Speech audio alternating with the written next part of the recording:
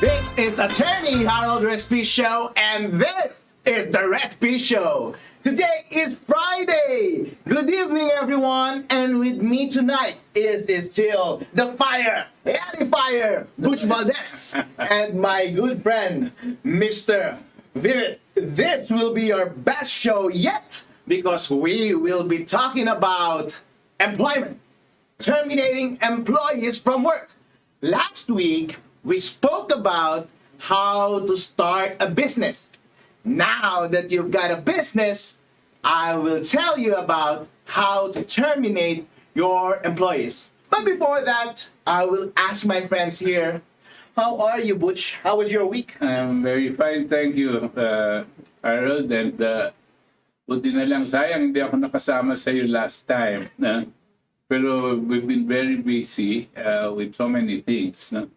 As you know, there are some people that are some politicians that are trying to communicate with us, not for me to become a politician, just to get advice on certain things because things are starting to jump now. Wala kasi silang mga ideya tsaka mga proposals hinggil dito sa mga nangyayari sa atin, mga economic situation natin, and I was helping them try to assess and come up with a reasonable understanding on the status of our economy now. So ito, mga politician ito, so siyempre I give my 2 cents worth. Yun ang medyo nabibisi tayo ngayon. And siyempre, whoever we can help for the good of the country, di ba? We will try. Kasi po, we are part of a political party called KDP. Ito yung mga madalas namin pinag-uusapan ni Harold. Pag hindi niya ako tinuturuan ng batas. Something legal or illegal. KDP, hoorah! Butch, can you introduce our good friend Mark Vivit here? Why is he here, this handsome fellow? I actually invited Mark to join us here. He's a student, a student of law. And it's always good to understand, after discussing some of the specific subjects we might have, ang focus natin ngayon, employment. But there are still other things that maybe, since we have time, we can discuss that are directly or indirectly connected to so-called employment. Katulad nung sinasabi kong economics. Right. So ano ba ang problema dyan? The unemployment, di ba? So ang unemployment sometimes is a result of things that are happening. Magsarado ka ng kumpanya, magkakaroon kang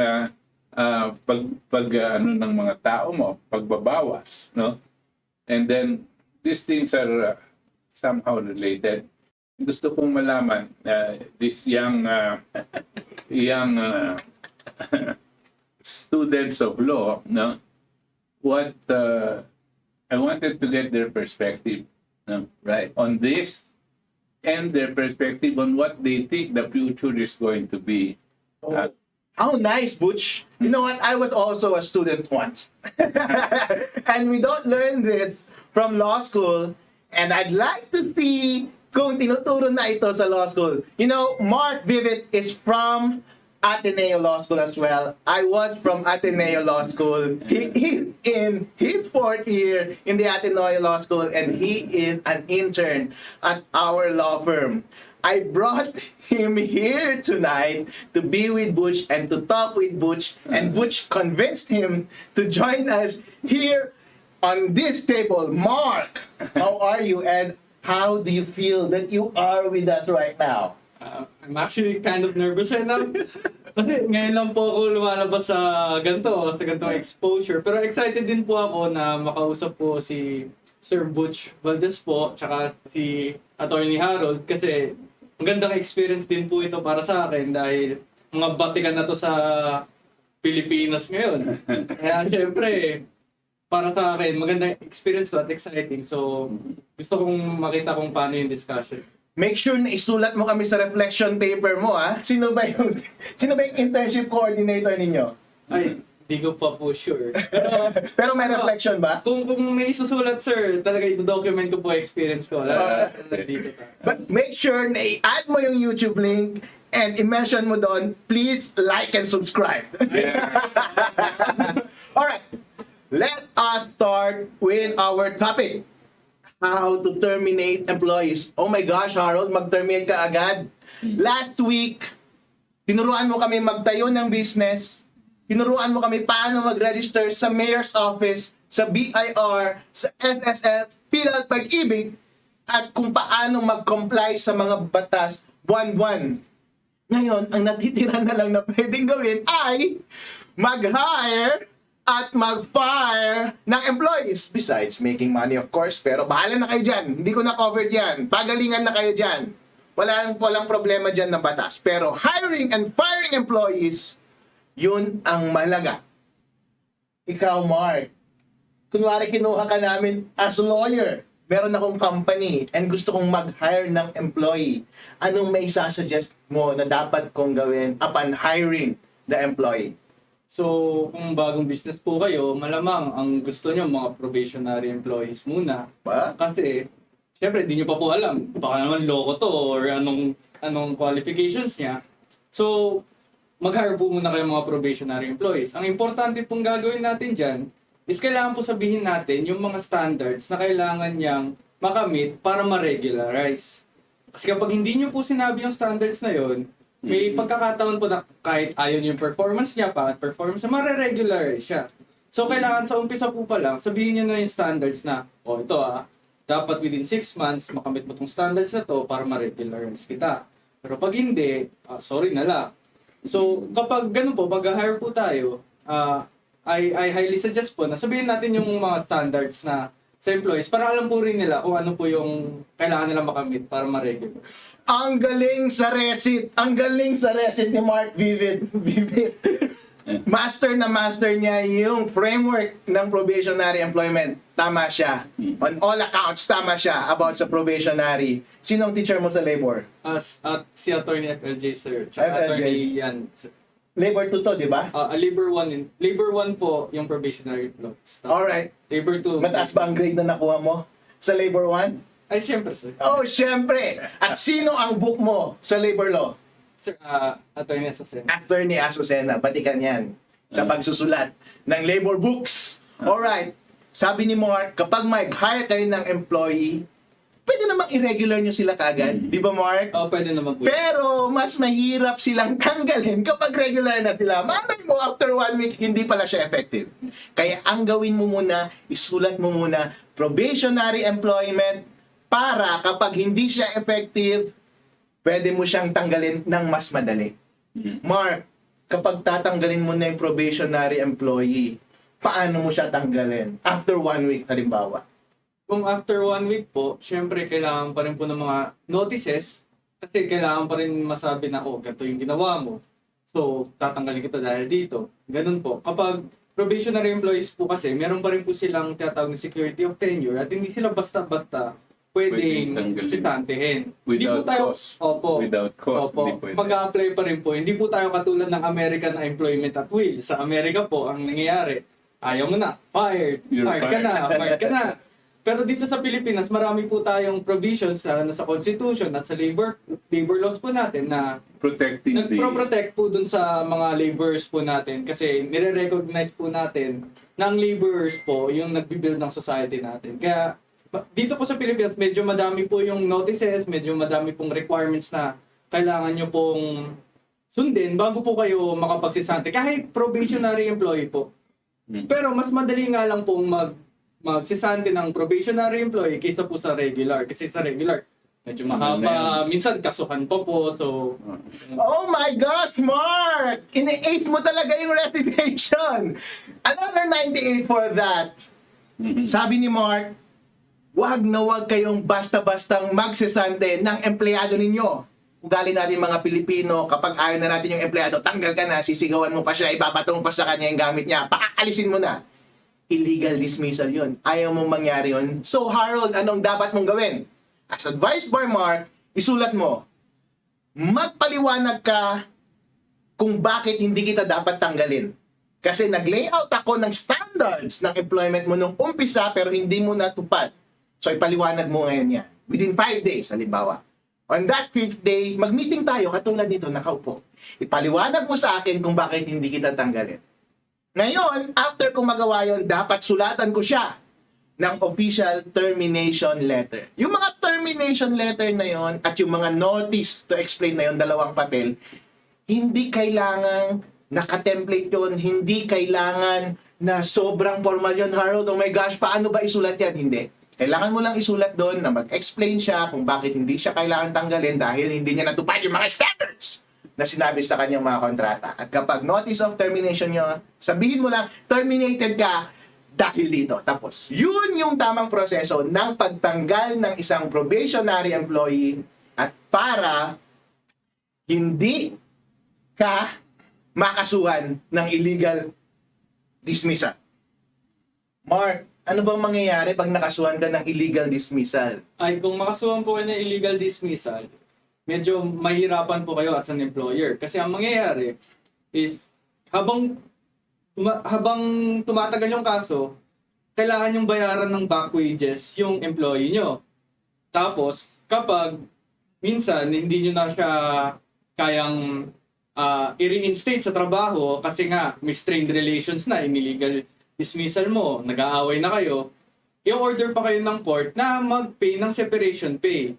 Kaya, kailangan nating sundin yung mga tamang notices, tamang rason na sa pagsisante ng mga tao. Kasi kung maging illegal dismissal yan, hindi natin sinunod yung mga procedure, hindi natin sinunod yung mga rason na dapat na grounds natin sa pagsisante ng tao, madami kayong isi-shell out na pera kasi babayaran nyo yung employee nyo na illegal dismissal nyo at marami pa kayong damages na pwedeng bayad.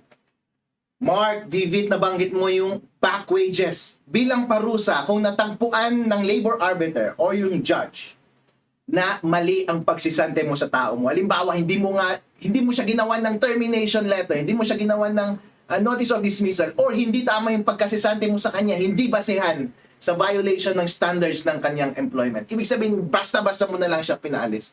May nabanggit ka na merong back wages na kaparusahan. Paano ba i-compute tong back wages na to, Mark? So yung back wages po, kino-compute po yan dun sa sweldo nyo at the time na na-dismiss po kayo. So kung ang sweldo nyo po, kunwari, na-dismiss po kayo ng January is 25,000, yung 25,000 na yon nung January na illegally dismiss po kayo, mababayaran pa rin po kayo ng 25,000 para sa February, March, April, sunod-sunod po yan hanggang sa matapos po yung kaso. Kasi po, habang tumatakbo yung kaso, pumapatong po yung back wages. So tumataas po yung mga babayaran na ibabayad nyo sa employee nyo kapag nag-final na po yung judgment na sinabi na, ito, illegally dismiss mo to, kaya bayaran mo yan ng lahat ng utang mong trabaho. Kasi makapagtrabaho sana siya kung hindi mo siya illegally dismiss. Kaya sila nagbibigay ng back wages. Kaya yun po yung... Alright, Mark, given that around 24 months to 36 months, umaandar yung mga cases ng illegal dismissal, ibig sabihin umaabot ng 3 years or 2 years, ibig sabihin ba, halimbawa kung minimum wage earner ako, kapag panalo ako in the end, magta-times 36 ang award na may ibibigay sa akin times yung minimum wage ko, 15,000 pesos? Kung ang mangyayari po is, papatong lang po ng papatong yung na-earn yung pera. Kasi isipin nyo po, is kumikita pa rin po kayo para dun sa mga buwan na na-illegally dismiss kayo kahit hindi po kayo nagtatrabaho dahil nga po, yung employer, in-illegally dismiss po kayo. So, hindi po tama yung pagsisante. So, kumikita pa rin po kayo. So, kapag tumatagal po ng tumatagal, 3 years, 5 years, kahit ano po yung rason sa pagtagal ng kaso, hanggat hindi pa po nagiging final, tataas po yung back wages na makukuha niyo po. Tama! Ibig sabihin, kapag may minimum wage kayo, halimbawa 15,000 pesos at umabot ng 3 years, I think at least 750,000 pesos ang pwede ninyong makuha after that litigation. Sa first level pa lang yun, ha? Paano kung umabot sa CA or sa Supreme Court, which proceedings may last for up to 10 years. So, biglang naging milyonaryo ka na kapag naghintay ka lang. Naiintindihan yan ng mga company, kaya may incentive on their part na makipagsettle sa employee pagkasampa pa lang ng illegal dismissal dahil ayaw nila yung ganong exposure. From my personal point of view and legal point of view and business point of view, I highly suggest na once sinampahan kayo ng illegal dismissal, explore nyo kaagad na magsettle. Kasi medyo malaki yung risk na mawalan kayo ng malaking pera kapag pinabayaan ninyong mag-proceed ng case. Manalo or matalo man kayo. You just can't afford it. So, ang peg is usually, try mo mag-offer ng 1 month, 2 month settlement. Okay na yan. Pero kapag mag-ask pa siya ng malaki, medyo, pahirapan mo na siya. Maybe worth it na i-proceed yung case. Kung sa tingin mo naman na maganda yung case mo. Diba? Ouch! Ang sakit! Ang sakit mag-hire, ang sakit mag-fire, and kapag kinasuhan ka, sobrang sakit pa rin. Kaya mga employers dyan, kayo na nagpapatakbo ng business, ayusin nyo mabuti ang pag-manage ninyo ng inyong HR para hindi kayo mapagastos in the future. Maraming mga business na nagsasara dahil dyan. Dahil napapabayaan nila yung mga kaso ng kanilang mga employee. Alright, ang dami na nating na-cover in such short amount of time. Now, Butch, you've been so silent there. I want to ask you a question. You know what, Butch? Kaya nagkakaroon tayo ng litigation or illegal dismissal, illegal termination. Ibig sabihin, hindi mo basta-bastang tanggalin ng iyong empleyado, di ba? Dapat with cause. And I think nanggaling yun sa principle na security of tenure. Security, di ba? Ibig sabihin, dapat kumpiyansa ka sa trabaho mo ngayon na hindi ka tatanggalin ng basta-basta. At kung tatanggalin ka man, dapat merong dahilan. Justifiable dapat yung cause. Anong masasabi mo sa policy na security of tenure? Yeah, well, dito po sa atin, lalo sa Pilipinas, I'm sure in other countries as well, except for the United States and other places, meron tayong talagang tendency to protect labor. No?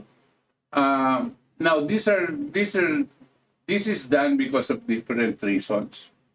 One of them is really economics. You know, in a robust economy, wherein business continues to thrive and thrive, there will not be too much difficulty in getting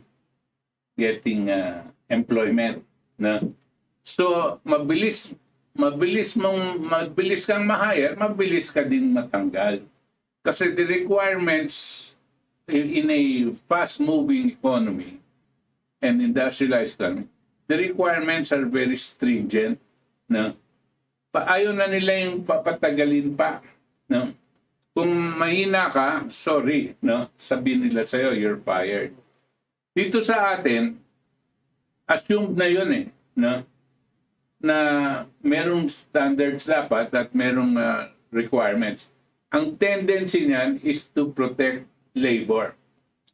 But we must always also look at the interest of the employer. No? Kasi kung minsan,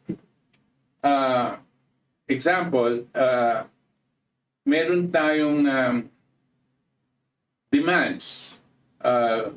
Yung mga employees magdidemanda na gusto nilang pataasin ng kanilang sweldo, for example. No? Now, yung employer will be forced because there is this demand and so on and so forth. Ito mga nandito, I'm not saying that that they are wrong, but they must consider the capacity of the employer to meet their demands. Because if you continue to do this and pressure the employer to increase your pay, and provide more facilities and so on and so forth, you might drive that business to closure. And then mawawalan din kayo. No? And so there is a responsibility on both sides. Pero dito sa atin sa Pilipinas, talagang naka lean towards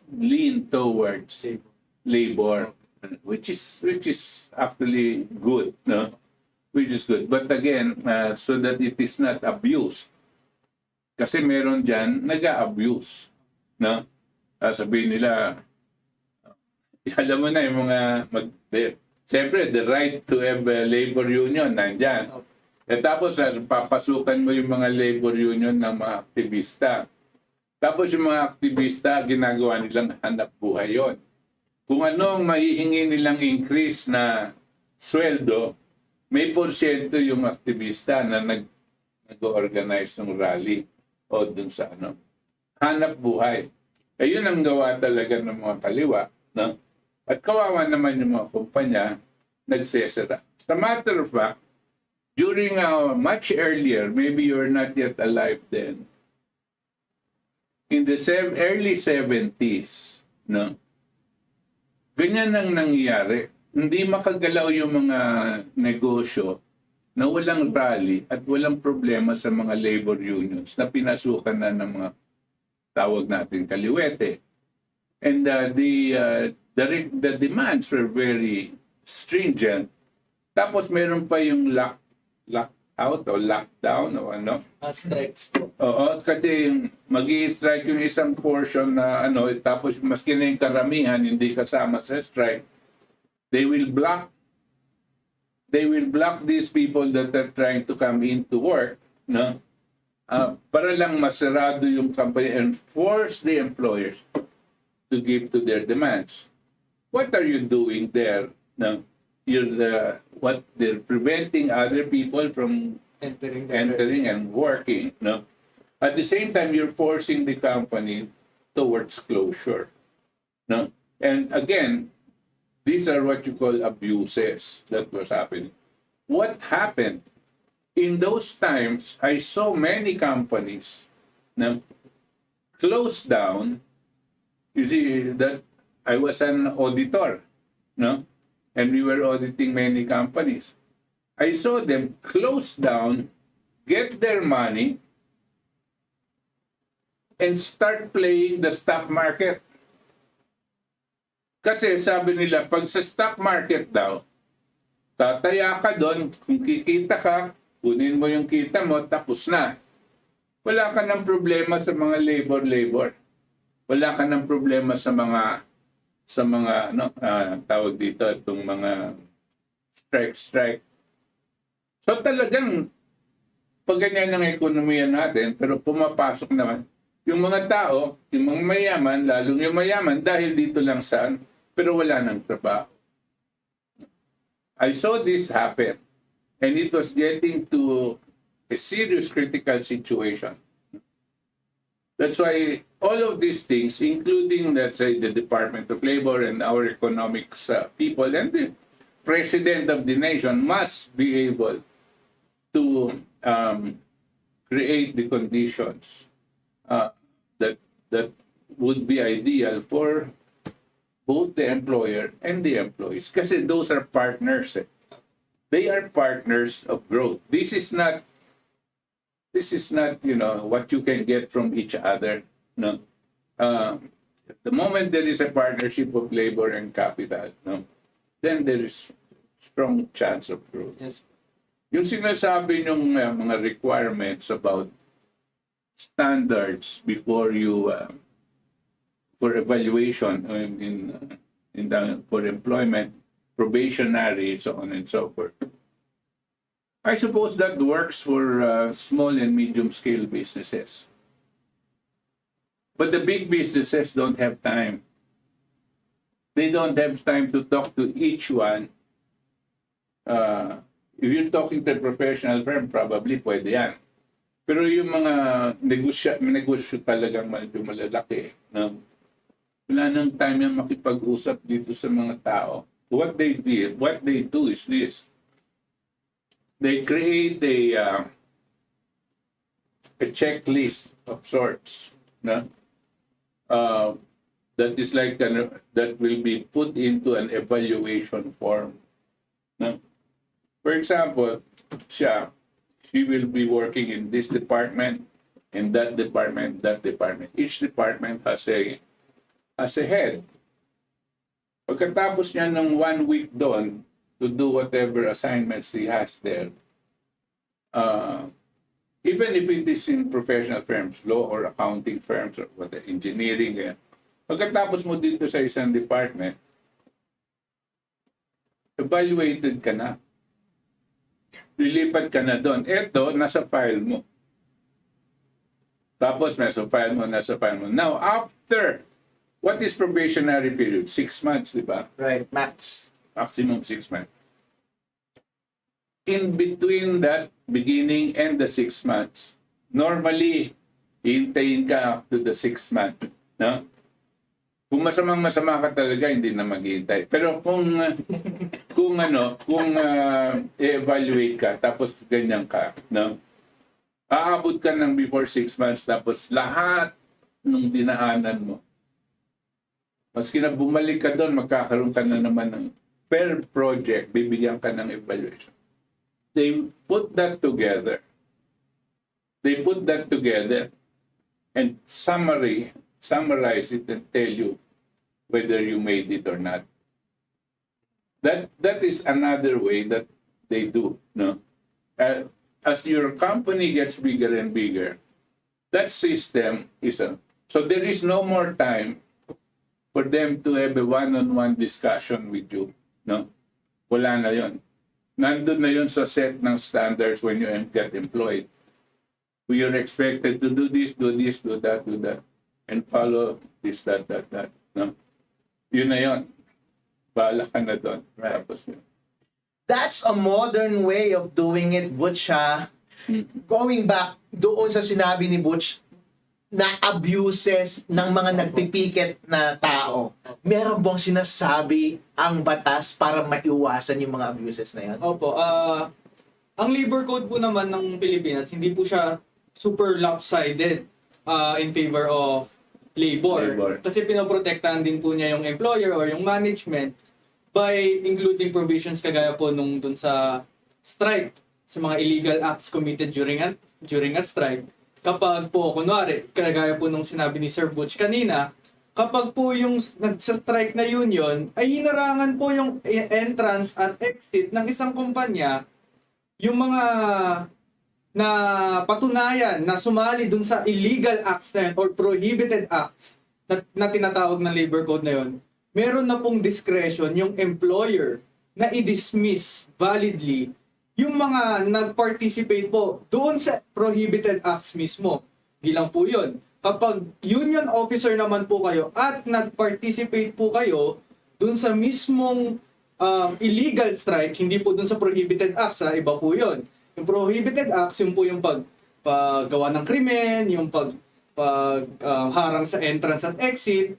Pero para yun po sa mga members. Pero pag union officers po kayo, tapos nag-participate po kayo sa illegal strike, so illegal strike in general, yung buong strike illegal, tapos union officer ka, nag-participate ka, pwede na po kayong tanggalin ng employer niyo nun. So, binibigyan pa rin po ng protection ng labor laws natin yung mga employer sa mga possible abuses na pwedeng gawin ng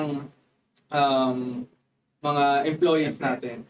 Alright, kayo ha, ng mga empleyado, especially ng mga malaking kumpanya, usually meron kayong union And i-encourage kayo ng leadership ng union na mag-strike. Ibig sabihin ng mag-strike, hindi muna kayo papasok at doon muna kayo sa labas ng company. Pag-welga kayo doon.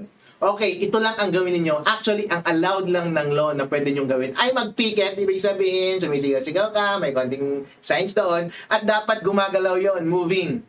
Para wala kayong maharangan. Bawal magharang, bawal manira ng gamit, bawal ninyong encroach yung mga lugar na hindi naman dapat lugar ng inyong pagpipiket.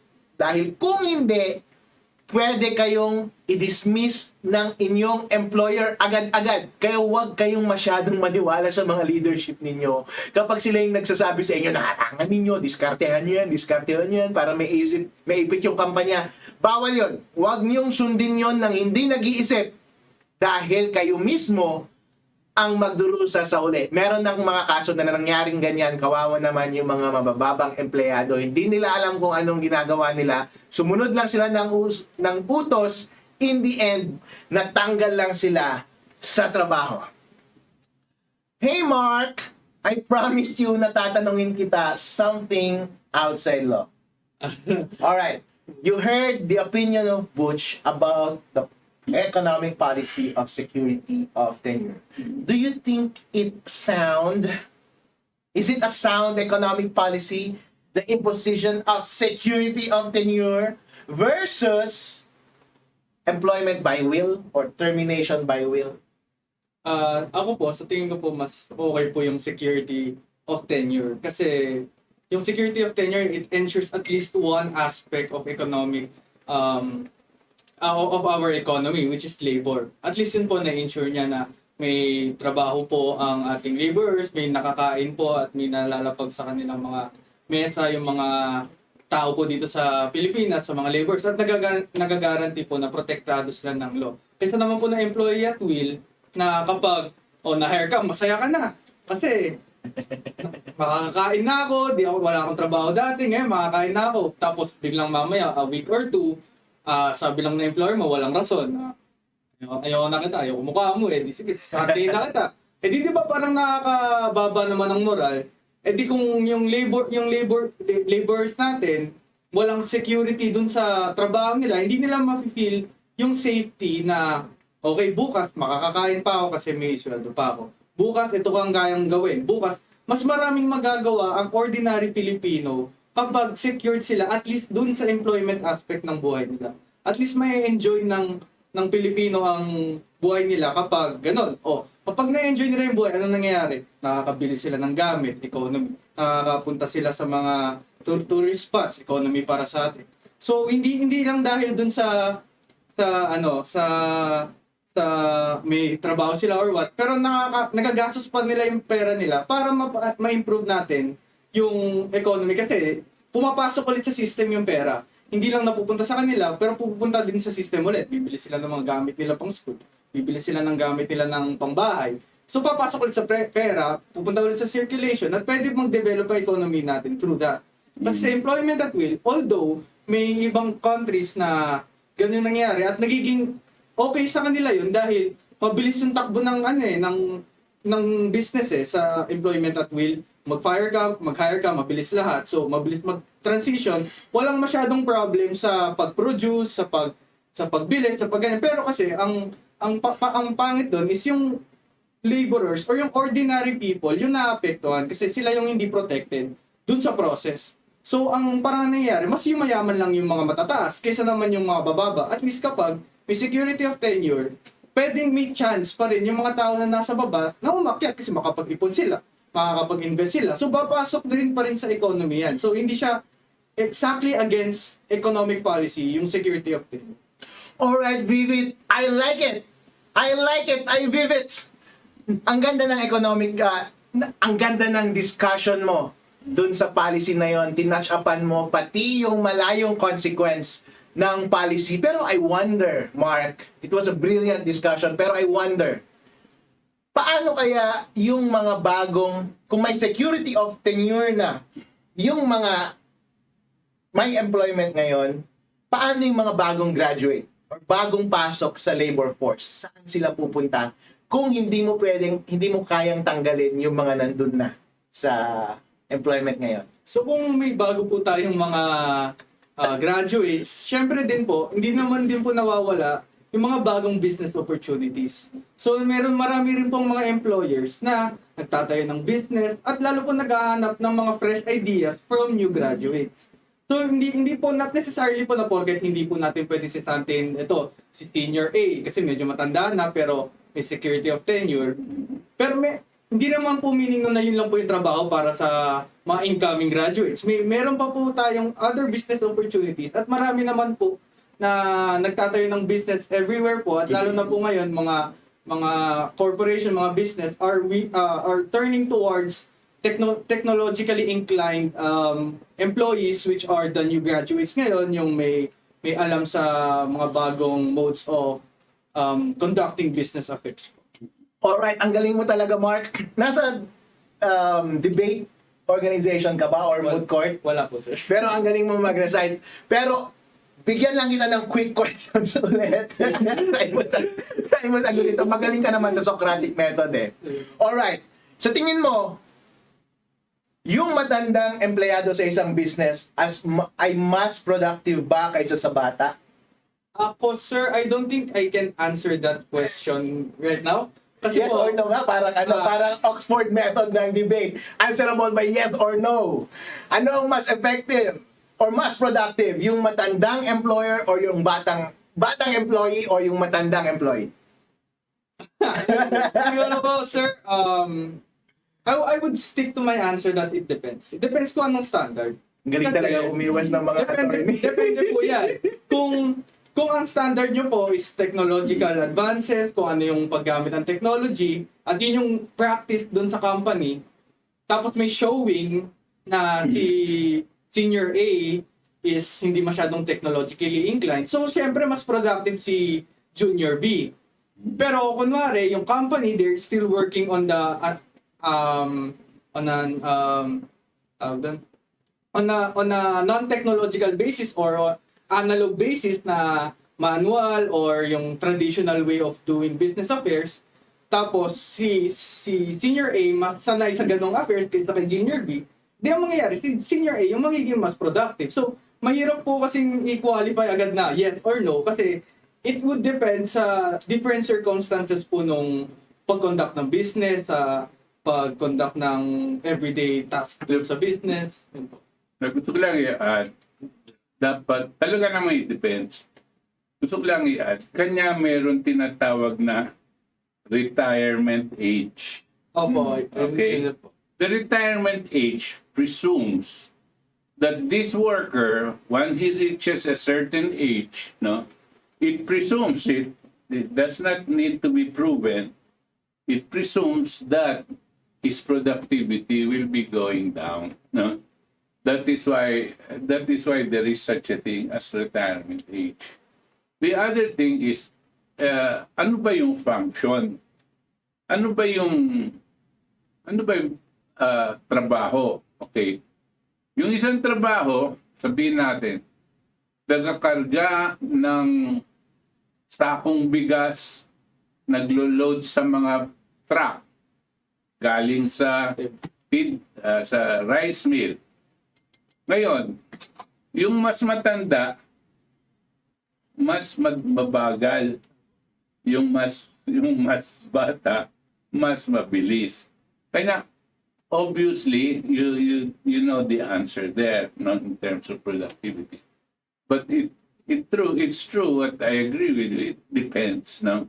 But you must not forget that there is such a thing as a retirement age for all types of work, no?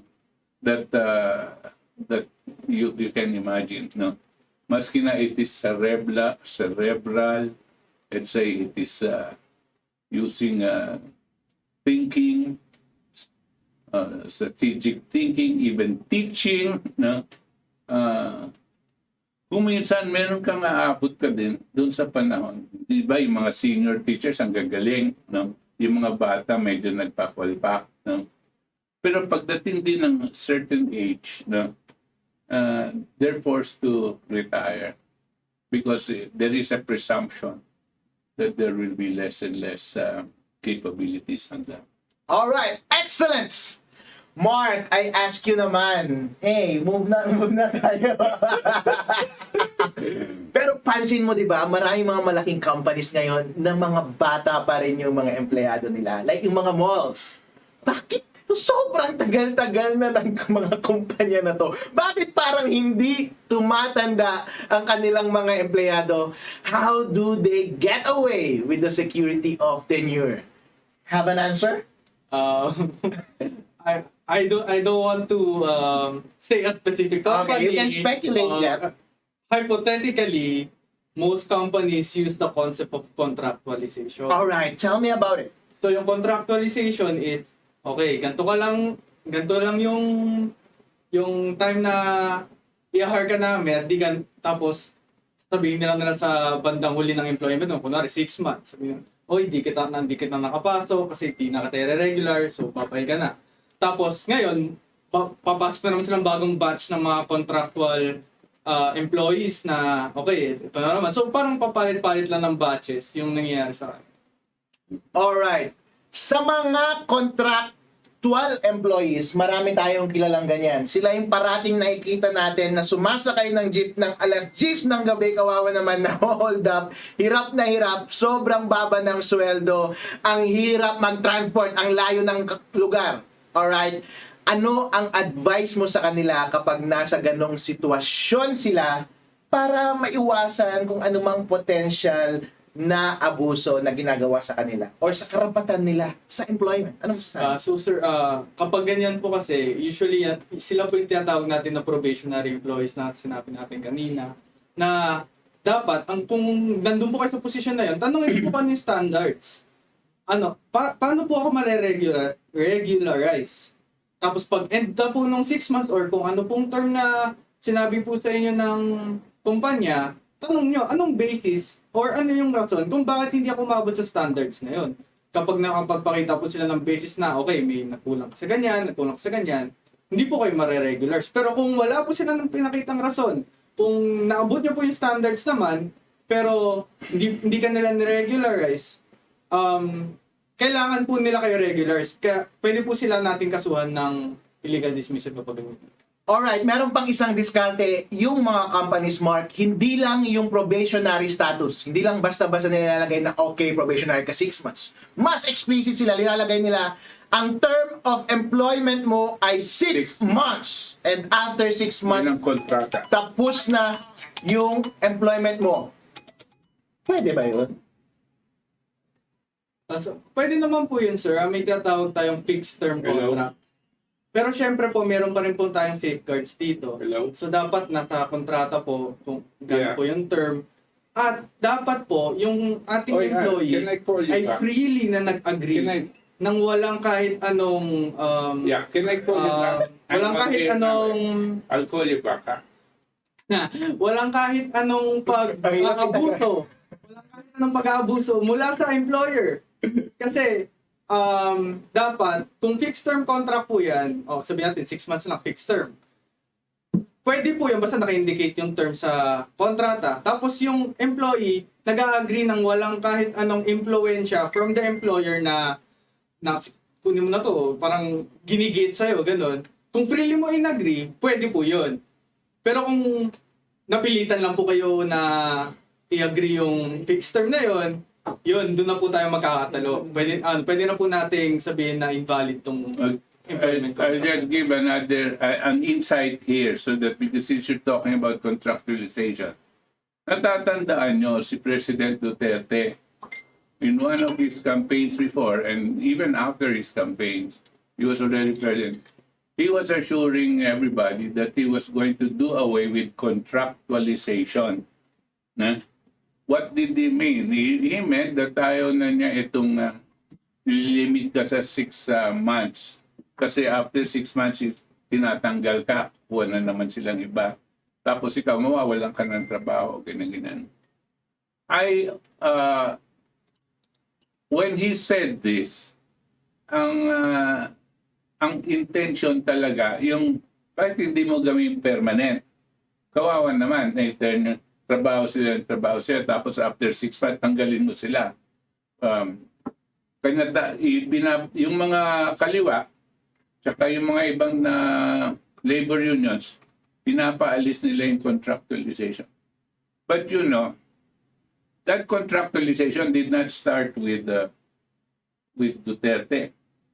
It started all the way as far back as Corazon Aquinos. Why? Because when we shift our type of economy shifted na from what would have been a producer economy to that of a service economy. When that happens, there is so much workers and very little businesses. Remember I tell you about the businesses not being enough.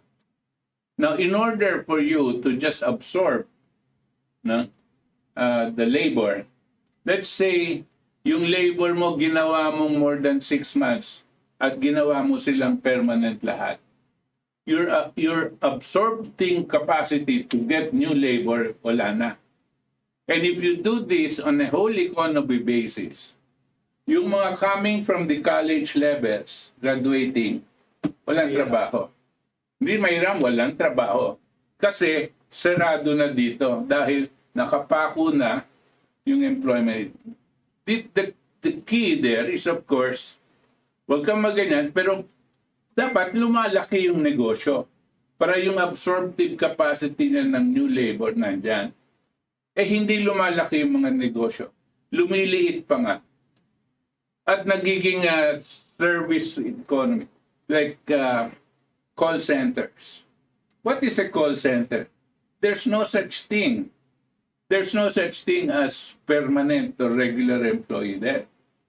A call center, except of course when you're already supervisor, a call center, you last there for maybe 2 to 3 months. And then they take you out because you would have been spent already. Pagod na pagod ka. Tapos mag-apply ka na naman.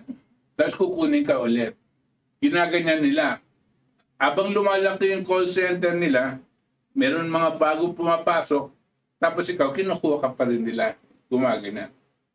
Why? Because again, the absorptive capacity of the economy and the businesses is not there.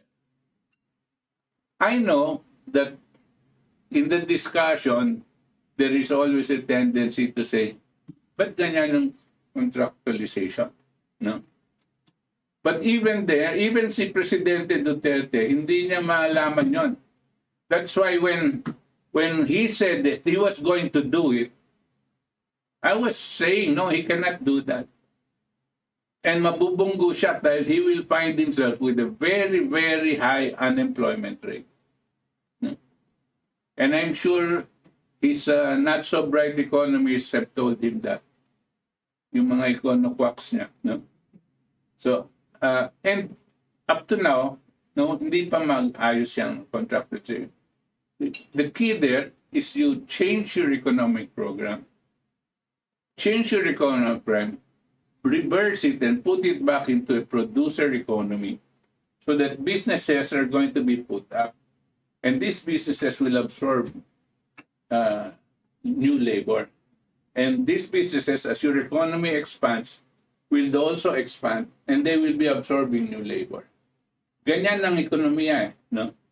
Hindi yung pipilitin mong maliit, tapos yung mga may trabaho, sasabihin mo sa akin na bawal ang contractualization, yung mga bago, galing sa college, saan pupunta? This is what's happening. No?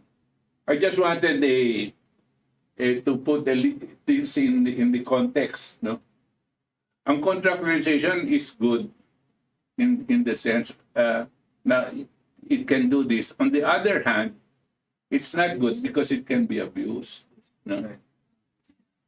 Alright, it can be abused actually if your employer repeatedly renews your term contract. You will be considered as a regular employee, meaning you cannot be terminated on the basis of the expiration of the contract alone, but on the basis of justifiable causes. Alright, Mark, here we go again. Brace yourself. You've heard about the concept of labor-only contracting, and then narinig mo na rin yung mga company na nag-agency ng kanilang mga tauhan. parating may lumalapit sa akin, mga security guards, mga janitor, janitress. Attorney, ano bang karapatan ko? Bigla ako natanggal sa trabaho. Meron ba akong karapatan dun sa kumpanya mismo or sa building mismo na pinagtatrabahuan ko or sa construction company mismo na pinagtatrabahuan ko? Attorney, what? So, sa labor-only contracting or sa mga ganyang situations kapag ang nagko-contract out yung ating employer ng agency, may third party tayong ine-employ na agency tapos sila yung mag-hire ng mga tauhan natin, may karapatan po ang si employee na pumunta doon sa principal or doon sa business na nag-employ doon sa agency nila kapag di sila nababayaran ng wages, hindi sila nabibigyan ng benefits. Tapos, pwede rin silang pumunta doon sa agency nila mismo kapag ganun nangyari. Tapos, kapag may tinatawag tayong labor-only contracting situation, ikaw consider ng ating batas na yung business or yung principal na nag-hire doon sa agency, alleged agency, na nag-hire sa'yo, ikaw consider ng batas na yung principal na yun, siya na mismo yung employer mo. So, lahat ng damages na pwede mong makuha doon sa agency, pwede mong kunin kay business or doon sa principal. Alright, diskarte kasi yan ng mga kumpanya. Sabi nila, itong empleyado ko, baka sampahan ako ng illegal dismissal, ano kaya pwede kong gawin para hindi siya maging empleyado ko? Mag-hire lang ako ng agency na siyang mag-hire doon sa empleyado na yon para kapag may maling nagawa doon sa empleyado na yon or kung tatanggalin yung empleyado na yon, hindi ako mananagot kasi hindi ako ang employer, yung agency ang mananagot dahil siya ang employer. Sabi ng batas, huli kayo. Yung mga style yung ganyan na hindi makakalusot sa akin yan. Sabi ng batas, hindi totoong contracting yan. Kapag ganyan lang ang usapan ninyo, parang wala ring agency. Lahat ng habol ng empleyado ay pwedeng habulin doon sa employer. Kaya kapag may illegal dismissal, hindi tinanggal ng agency yung tauhan, pwede niyang sampahan yung employer mismo ng illegal dismissal. Exposed yung employer sa back wages at ang pagkamahal-mahal na awards sa employees. Kaya mga employers, bago nyo pa isipin yan, na gumawa ng ganyang arrangement, ayusin nyo na. Kung may balak kayong gumawa ng kalokohan, kung yan ang plano ninyo, huwag nyo nang gawin. Pero kung gusto nyo lang na maayos yung management ng mga security guards nyo or ng janitor ninyo, walang problema. Walang problema naman. Walang problema, okay lang yun. Kasi mas efficient nga naman kapag merong isang agency na nagmamanage ng isang group of workers sa iyong kumpanya. Harold, ano ngayon? Of course, Harold, merong mga situations na hindi labor-only contracting. Yung sitwasyon, no? Imposible naman na lahat na lang ng contracting ay labor-only at mananagot ang employer. I'm sure, merong mga instances in which na yung mga employer ay hindi liable sa mga employee kung meron ng maling nagawa yung agency. Anong mga contracting arrangement kaya yun? Sir, yan yung mga contracting arrangement na legitimate yung business ng agency. Meaning noon, hindi si employer yung nagbibigay ng materials, nagbibigay ng mga equipment, nagbibigay ng support. Kasi ang ginagawa usually, di ba, is yung agency, ginagawang parang dummy na lang nung employer para sabihin, hindi kami employer, itong agency yon. Pero kung hindi naman ganun yung situation, legitimate agency, employment agency naman siya, kunwari may security guard agency at legitimate naman yun, magiging valid yung contractual arrangement at ang pwedeng lang punta ng mga security guards, for example, is yung agency nila. Hindi yung employer or yung principal business na employed dun sa agency. Excellent, Mark. Excellent! Para kayong mga empleyado ng agency, para ma-make sure ninyo na legitimate yung arrangement ng agency ninyo at yung kliyente ng agency ninyo, tanong niyo yung agency ninyo, meron ba kayong license na independent contractor mula sa DOLE? Merong license na ganyan. Yung DOLE, titignan niya kung talagang valid independent contractor ka nga. At ang requirement ay dapat meron kang investment sa materials. Halimbawa, kung contractor ka ng mga tauhan sa construction, dapat siguro dala mo rin yung backhoe, dala mo rin yung crane, or dala mo rin yung martilyo, dala mo yung safety gear. Dapat may investment ka sa materials, hindi lang sa labor. Siguro pagdating sa mga maintenance people sa ating building, siguro investment na rin nila yung mop at water bucket. Ang mga security guard, siguro yung mga baril. Basta, ang presumption, I think, is kung may licensed na independent contractor sila galing sa DOLE, ang assumption is hindi yon labor contracting. My suggestion, kaya mga empleyado, baka mahirapan kayong isu yung employer direkta, isu nyo na lang yung agency ninyo. Kapag merong illegal termination na nangyari. Alright.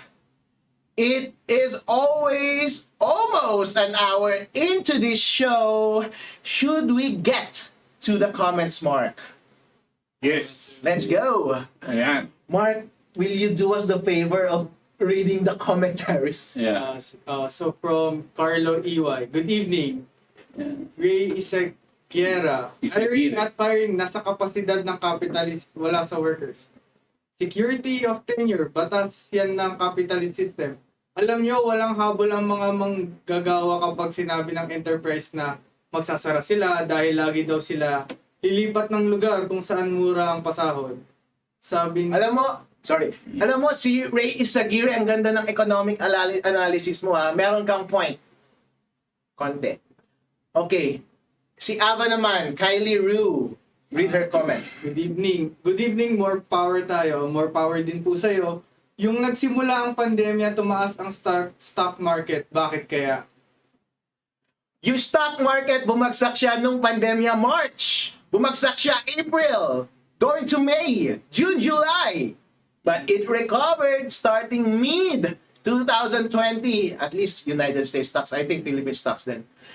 Towards the end of 2020, nag-peak ng January, ngayon babagsak ulit. I think, syempre natakot yung mga tao, bumagsak siya during the labas ng pandemya. Pero going back, nagkaroon ng confidence yung mga tao na babalik tayo sa normal, kaya tumaas ulit yung stock market. But who am I to analyze the stock market? Anong alam ko sa stock market? Alam niyo po yan, nung nagkaroon tayo ng pandemya, nagkaroon ng lockout at shutdowns.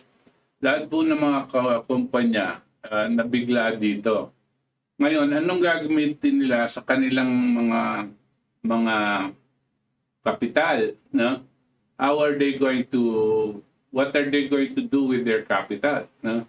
So the one that was open was the stock market, bond market, and all of this. Doon muna linagay. Kaya tumaas po yan. No? Tumaas po yan on the basis of what was available. Pero it was very limited. Kasi like anything, siyempre may limits yan. Kasi hindi mo pwedeng masustain ang operation mo just from the stock market income because you're actually coming from business operations.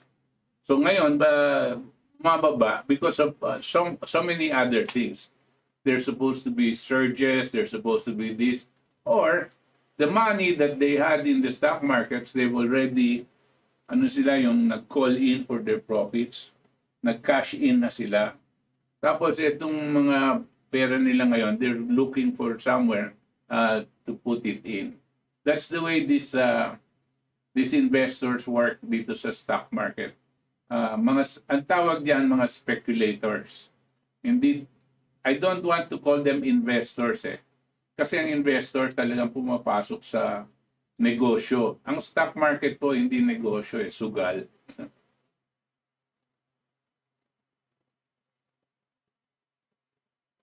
Okay. Arok Alit, good evening po mga sirs. Mga sirs, may kumakalat pong video ngayon ni Waldy Carbonell tungkol sa military junta na ipapalit kay Duterte sakaling may mangyari sa kanya. Kabilang po dito ay ang anak niya. Totoo po kaya ito? Sino si Waldy, sir? He's a commentator. No? Waldy Carbonell. Pero itong sinasabi nilang baka magkaroon ng military junta. Narinig ko na po yan. No? Kasi po, ang storya daw dito ay dahil hindi naman nanatiling mataas ang popularidad ni Duterte dahil dito nga sa mga nangyayari, ay baka isipan nitong mga CIA, alam niyo na po yung mga CIA na nagpapabagsak ng mga gobyerno yan Baka isipan nilang pabagsakin si Duterte o i-assassinate. Ganyan po ang kanilang mga pamalakad itong mga CIA. Ngayon, pag na-assassinate si Duterte dito, ang constitutionally, ang uupo, ang Vice President. Ito nga si Leni Robredo. Kanya lang, ang balita ko din, napakarami pong mga taong Pilipino at mga nasa militar na hindi papayag kung si Leni ang papalit kung lang may mangyari kay Duterte. Kanya pinag-uusapan na siguro nila ang posibilidad na kung ganyan din ang mangyari, na nakanda silang mag-intervene at mag-take over. Narinig ko na rin po yan. Pero ano lang yan as of now, chismis lang po yan. Zenea Arcilia, loyal ka ha. Every week kang nandito. Thank you so much for watching. Good evening, Attorney Harold Respishow, Prof. Butch Valdez, in Mark Vivit. Ikaw, ang hilig mong gumawa ng preposition na in. Gamitin mo and. Ang hirap pakinggan. Ang hirap ng kung ano-anong mga nai-imagine ko sa in. God bless. To your program listening here. I'm Hong Kong. Yes. Angeline Lissing. Good evening, Attorney Harold Respishow, in Prof. Butch Valdez. Also, your guest, Mark Vivit, listening here in Hong Kong. Ang ganda talaga ang last name mo. Kapag gumawa ka ng show, title mo, anything na may Vivit. Parang live it, right? Live it. Vivit. Ray Isagire. Pagkakaiba ng spender at stopper. Saver. Francis Tapia Oblena. Good evening, mga Attorney Prof. Butch. Tanong lang, Attorney Harold. Labor case, may decision na sa Supreme Court. Pwede pa ba mag-apila? Watching KSA, mabuhay po ang KDP. Baka gusto mo sa International Criminal Court. May mas tataas pa ba sa Supreme Court? Wala na. So wala nang appeal doon. Wala na. Pinali na kung sa Supreme Court. Hindi ka na pwedeng lumabas ng Pilipinas. Raz Latap Mendoza. Always watching you all from Thailand. Uy! New commenter. First time I heard a comment from you, Raz. Thank you so much. Sir Mark, Attorney Harold and Prof. Butch, keep safe and God bless, and to our country. Well said, Prof. Butch. Sa usaping contractualization. Kaya idol kita ever. Thanks. Lolita Prado, good evening mga sir. KDP channel watching here in Macau, China. May God bless us all. Cecil Argonza Ramirez, good evening po. Attorney Harold from TMSHER Squad! From Kawayan City, Isabela, where my mother hails from. CMSH Kawayan Medical Center or Specialist Hospital. Thank you for watching. Maraming salamat po, Mrs. Respicio. Masarap yung baka. Masarap yung baka, natanggap niya na yung portion. Actually, part ito ng dinner natin kanina, yung baka masarap daw. Sabi ng mga kasama namin, ang dami namin dito. Sinerve ko po kanina. Salamat po. Salamat. Marisa Buyaw, watching from Hong Kong. Jesus Arabe Karating, God bless po sa inyong free. Glenn Buwan, ang isang circumvention dyan sa contractualization ay through the engagement of employment agencies where the agency becomes the direct employer and the employee its regular employee. Not Glenn! Also, as I understand, the fixed contract is only for a specific job required to be finished in a certain period of time. Iba ba ang term, fixed term contract sa project contract? Magkaiba po yan, sir. Oh, tell me about So, project. ang fixed term is mainly focus lang sa oras. So, ito lang yung term mo. Sa project naman is specific naman sa job. Pag natapos mo na tong project mo or yung required specific job mo, tapos na rin yung kontrata. Alright, the difference is yung term contract times 6 months. Constrained ng time. At the expiration ng fixed term contract, pwede ka nang tanggalin. Ang difference niyan sa job project contract is yung constraint niya ay yung life ng project. So yung project pwedeng magtagal ng 3 months, pwedeng magtagal ng 9 months. Okay lang yon. Such that at the end of the project, pwede ka nang tanggalin and it's not illegal. Alright. Moreover, there is also the right of the employee to be regularized after a cumulative period of 2 years of intermittent employment with the same company. Alright. Meron ba ganyan? Okay. Walang ganon na code. Sabi nga nila, hindi mo mabasa yan sa batas. Pero baka mabasa mo yan sa jurisprudence. Pero hindi siya black and white. Baka circumstance lang yan na sa employment na discuss ng Supreme Court. And therefore, sabi ng Supreme Court, hey, term contract ka lang paulit-ulit. Besides, tumagal na siya ng 2 years. Therefore, regular employment na siya. Pero the mere fact na 2 years na siya sa kumpanya does not make him a regular employee. But maybe, the repeated renewal ng kanyang fixed term contract that led to a 2-year contract, that may be the reason kaya sinabing regular na siya. Right? Yes po. Alright. Ron Joshua Quinto. Hello po, good evening po sa inyong lahat mga sir. Ray Isagire, Katipunan ng Demokratikong Pilipino. Demokratiko sa enterprise, doon walang demokrasya pagdating sa job mo. Areglado na. Out Richard, were you previously in? Pabulusok ulit yan, di pa tapos corruption sa Pinas. Babagsak ulit PSE. Anytime soon, hey! Para merong mga speculators dito sa ating comment section na para baka nagpa-pump and dumps lang kayo ng stock sa... Huwag nyo kami idamay dyan. John Carlo Leaño, watching here in Isabela, my home province. Betchay, good evening po, gentlemen. Jolly as always, Attorney Respi. Kisses with heart.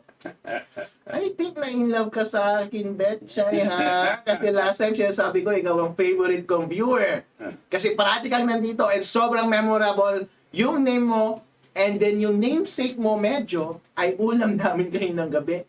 Lechon na sinigang na may halong petchay. So, I always think about petchay. Betchay, do you have petchay? Mogin Clarito Jeffers. Na-late ako, at least maka-replay. Oy, kami, late rin, no?